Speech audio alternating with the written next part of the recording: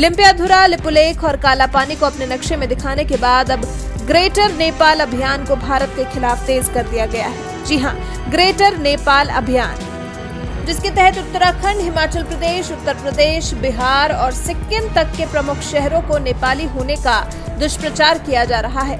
आज हम बात करने वाले हैं ग्रेटर नेपाल के बारे में, और ग्रेटर नेपाल नेपाल के लिए काफी इंपॉर्टेंट है। तो वैसे सबसे पहले तो मैं आपसे ये बात करूं कि ग्रेटर नेपाल के बारे में मैं कई सारी वीडियोस आपके साथ शेयर कर चुका हूं, और greater Nepal day by day जो है इंपॉर्टेंट होता हुआ जा रहा है। नेपाल से काफी इंपॉर्टेंट खबरें इसके बारे में आ रही है। तो आज हम इंडियन मीडिया के बारे में बात करेंगे कि इंडियन मीडिया इस ग्रेटर नेपाल के बारे में क्या बात करता है। वीडियो देखते हैं, फिर आपके साथ शेयर करते हैं। ग्रेटर नेपाल की इंपॉर्टेंट सी वीडियो है, तो देखते हैं इस वीडियो को।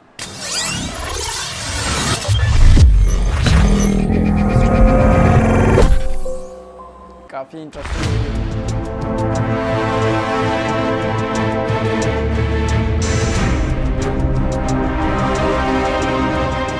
भारत और नेपाल के रिश्ते अब मधुर नहीं रहे, क्योंकि नेपाल चल रहा है चीन की चाल और चीन बन चुका है भारत का पक्का दुश्मन। जब तक नेपाल चीन के दिखाए रास्ते पर चलना नहीं छोड़ेगा, तब तक भारत से पहले जैसे संबंध स्थापित हो पाना लगभग नामुमकिन है। लेकिन अब नेपाल के लिए भारत को भी अपने रुख में थोड़ा बदलाव लाने की जरूरत है। कोविड के शुरू होने के साथ ही चीन की भारत के साथ टेंशन शुरू हुई, और फिर नेपाल के साथ भी भारत की टेंशन बढ़ने में देर नहीं लगी। लेकिन फिर भी दवाइयों से लेकर वेंटिलेटर तक की मदद भारत ने नेपाल तक पहुंचाई है।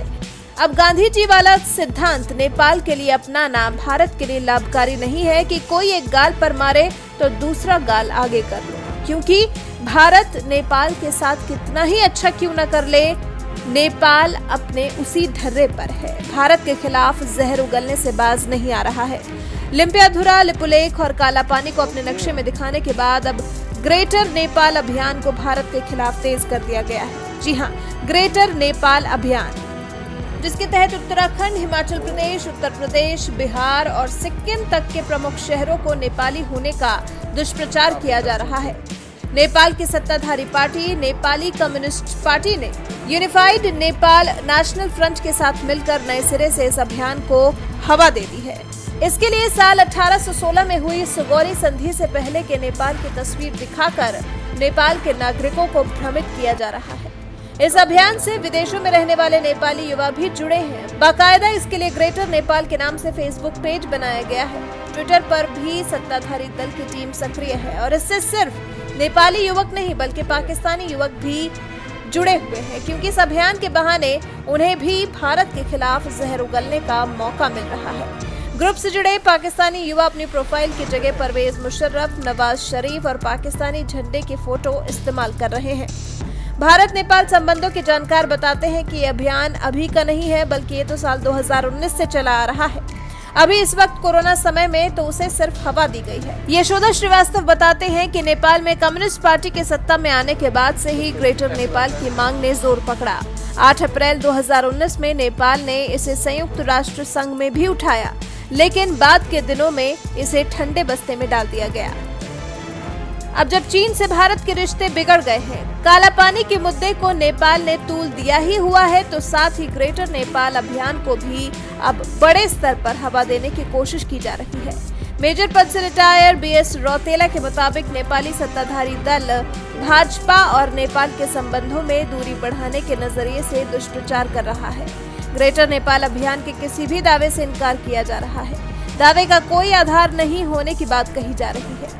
मतलब कि जिन भारत के क्षेत्रों के लिए अभियान चलाया जा रहा है, वो क्षेत्र सुगौली संधि से पहले भी भारत के ही हिस्सा थे, तो इस मामले को तूल देने का कोई मतलब ही नहीं है।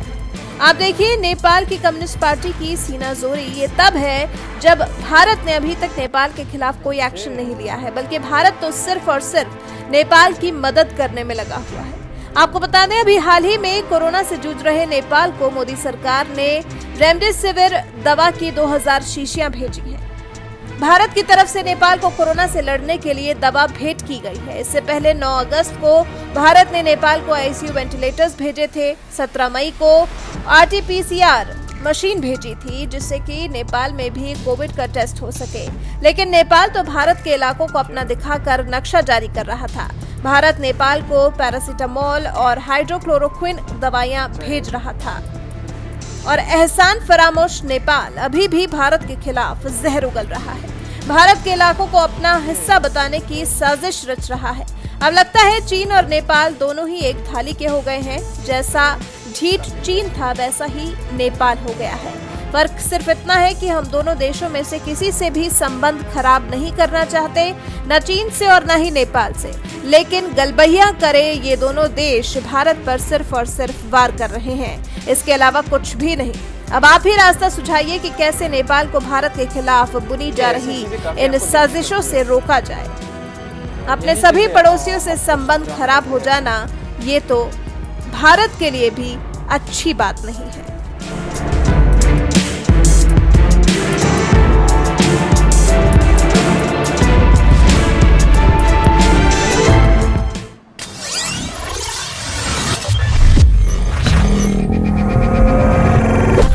की साजिश रच रहा है। अब लगता है चीन और नेपाल दोनों ही एक थाली के हो गए हैं। जैसा ढीठ चीन था वैसा ही नेपाल हो गया है।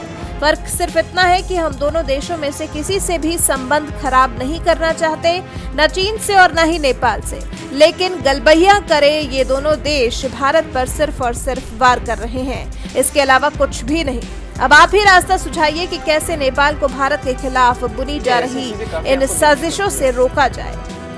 अपने सभी पड़ोसियों से संबंध खराब हो। वीडियो आप लोगों ने देख ली होगी, काफी इंपॉर्टेंट वीडियो थी ग्रेटर नेपाल के बारे में। मैं सबसे पहले यहाँ पे ये बात करूँ कि ग्रेटर नेपाल इस टाइम पे वायरल इसलिए भी हो रहा है क्योंकि नेपाल और इंडिया के मीडिया में इस टाइम पे ग्रेटर नेपाल ही चल रहा है। इंडियन मीडिया इस टाइम पे ये बात कर रही थी कि ग्रेटर नेपाल की कौन कौन सी जमीन है और ये जमीनें कब तक नेपाल के पास थी। देखिए, सबसे पहले तो आप सबसे ये शेयर करें कि ग्रेटर नेपाल टूटा 1816 में था और उससे 400 साल पहले वो बना था या 300 साल पहले बना, तो तकरीबन 1500 साल के ईयर में वो बना और 1816 के में वो टूट गया। 300 सालों तक ग्रेटर नेपाल मौजूद था और 300 सालों के बाद वो टूट गया, जिसकी जमीनें इंडिया, बांग्लादेश, भूटान और चाइना में जाके मिली। अब चाइना, भूटान और बांग्लादेश के पास जो जमीन है वो तो काफी कम है, बट जो इंडिया के पास नेपाल की जमीन है वो काफी ज्यादा है, जिसमें कुमाऊं, गढ़वाल, उत्तर प्रदेश, उत्तराखंड, बिहार, साथ पे स्थित दार्जिलिंग, ये सारी जगह आ जाती है। तो ये सारी जमीनें ग्रेटर नेपाल की थी और आज तक इसके ऊपर बात की जा रही है। तो हम आपसे पहले भी कह चुके हैं कि ग्रेटर नेपाल की जमीनों के बारे में इंडियन मीडिया की राय मुख्तलिफ है,